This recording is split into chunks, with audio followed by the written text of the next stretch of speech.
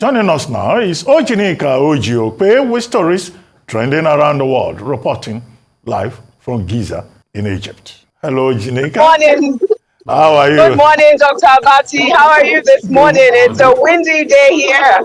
Yes. Good morning, Rufai. How are you? Morning. Yes. Morning, yeah. Yeah. Fantastic. We are live right now at the pyramids in Giza. I just wrapped up my interview with world-renowned archaeologist Zawi Hawaz, and he talked a lot about all of his discoveries. And one of the major discoveries that he made is the tomb pyramid builders at Giza. We were at this place. Right now, there is a camera right here behind me. There are about 3 other pyramids that you can see. I don't know if you can see some of that view quickly. Can you just pan if you can?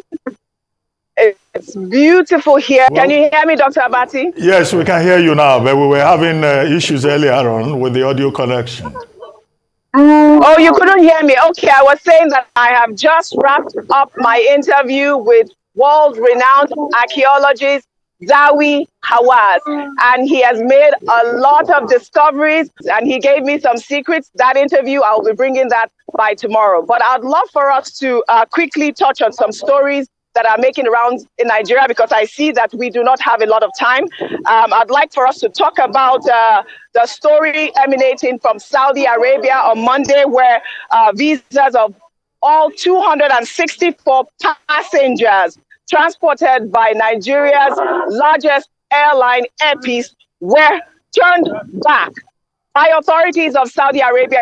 We don't know why. At this point, it seems like some sort of aerospace politics that they are playing at this point. The authorities did that when the president of Nigeria was in Saudi Arabia. Some sort of, it appears like some sort of conspiracy against the Nigerian airline at this point, Dr. Abati.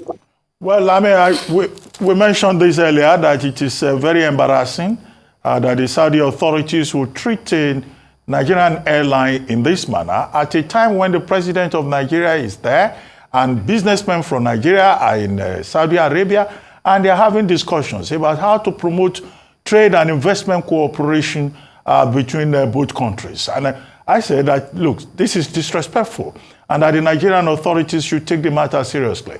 Because as it turned out of the 264 passengers, when the Nigerian embassy in Saudi Arabia intervened, the Saudi authorities now said, okay, about 177 people should be sent back to Nigeria. The remaining should be allowed to get into Saudi Arabia. When originally they had visas and boarding checks confirmed that those visas were valid and that the airline had not done anything out of place, the airline had followed procedure.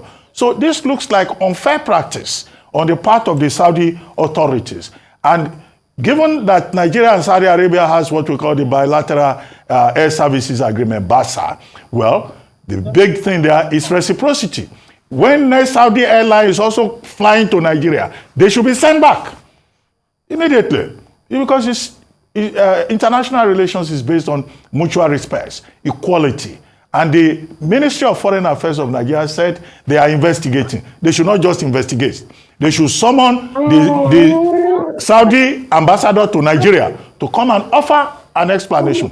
And beyond that, our airlines in Nigeria that fly the international route, they need the support of the Nigerian government. They should be made flag carriers so that when they fly, they are representing Nigeria, and they will be given better courtesies and respect. But I think it's so embarrassing that our president is there and this has happened.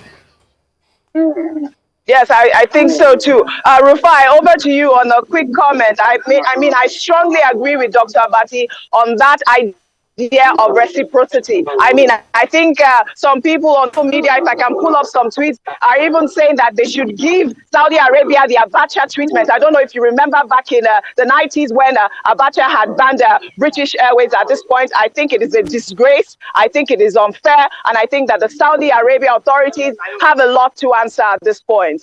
So like I said this morning, because we have to wrap up now, Audrey, like I said this morning, this is unfair, this is sad, this is abhorrent. And it's also a very sad one, owing to the fact that our president is there and we're talking to the Saudi authorities about business and trade ties and all of that.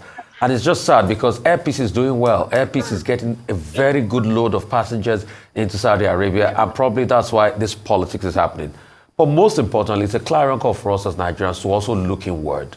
The way we treat ourselves internally will determine how other nations treat us. And that's why we keep telling our leaders, fix this country, make it right.